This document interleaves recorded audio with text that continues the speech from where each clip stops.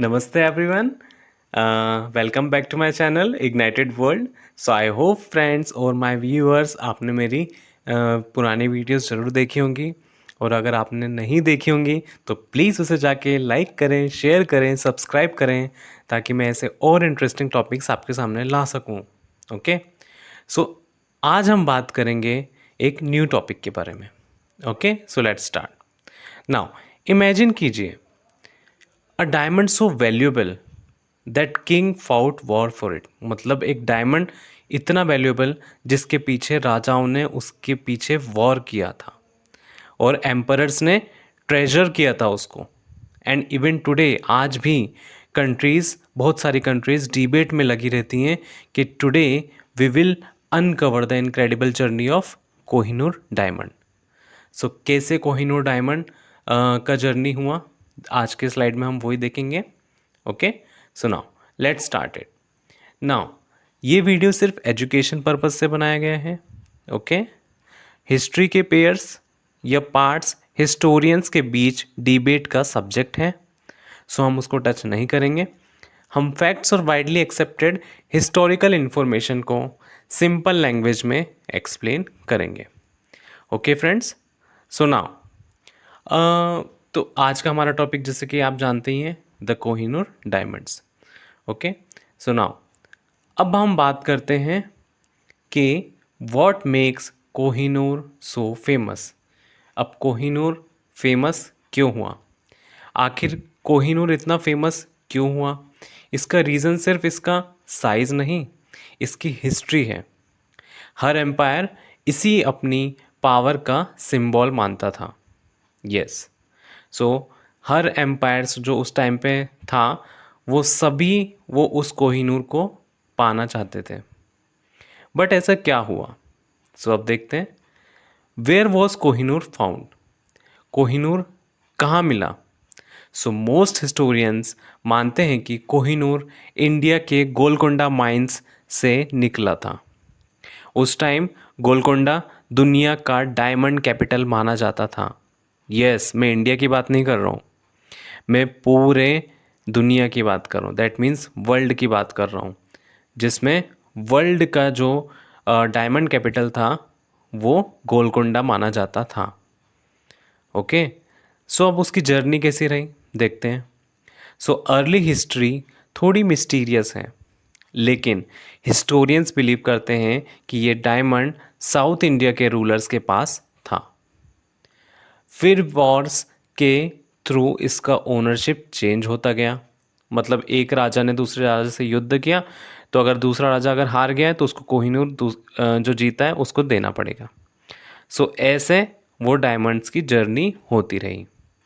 अब दिल्ली सल्तनत के टाइम पे क्या हुआ, जैसे जैसे किंगडम जीते गए रॉयल ट्रेजर्स भी दिल्ली लाए गए। इसी पीरियड से कोहिनूर की जर्नी और इंटरेस्टिंग हो जाती है। Yes, so among the famous treasurer believe to have travelled north was the Kohinoor.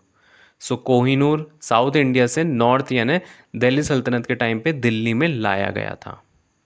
Okay, सो आपने सुना भी होगा कि मलिक काफूर जो कि खिलजी डायनेस्टी से था, उसने भी वो साउथ इंडिया के एम्पायर से लड़के कोहिनूर लाया था। ठीक है ना। अगर मुग़ल एम्पायर में बात करें तो मुग़ल एम्परर्स के लिए कोहिनूर सिर्फ एक डायमंड नहीं था, तो क्या था?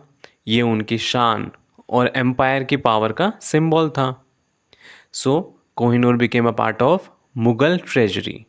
It was reportedly placed in the magnificent peacock throne. Okay, तो पीकॉक थ्रोन पे वो था। नाउ अब नादिर शाह जो 1739 में था, उसका क्या रोल था? सो 1739 में नादिर शाह ने दिल्ली को इन्वेड किया। ओके, और इसी इन्वेजन के बाद कोहिनूर पर्शिया चला गया और वहाँ पे जाते हुए क्या हुआ, कहा जाता है कि उसने ही इसका नाम रखा माउंटेन ऑफ लाइट्स। यस, आपने सही सुना, द माउंटेन ऑफ लाइट्स। अब सिख एम्पायर में क्या हुआ, बाद में कोहिनूर सिख एम्पायर के फाउंडर महाराजा रंजीत सिंह के पास आया। यस, सो उस टाइम क्या हुआ, डायरेक्ट पहले तो वो कहाँ चला गया, नादिर शाह के हाथों में, पर्शिया।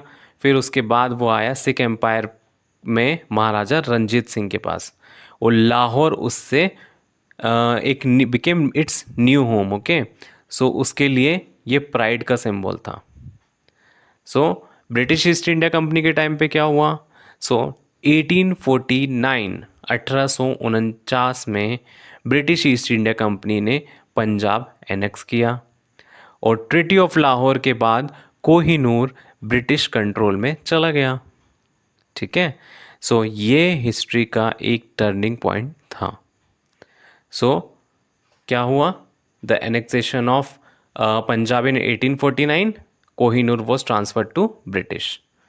ठीक है, नाउ अब ब्रिटेन कैसे गया, सो डायमंड इंग्लैंड भेजा गया, क्वीन विक्टोरिया को प्रेजेंट किया गया एज अ गिफ्ट, और बाद में इसे दोबारा कट किया गया।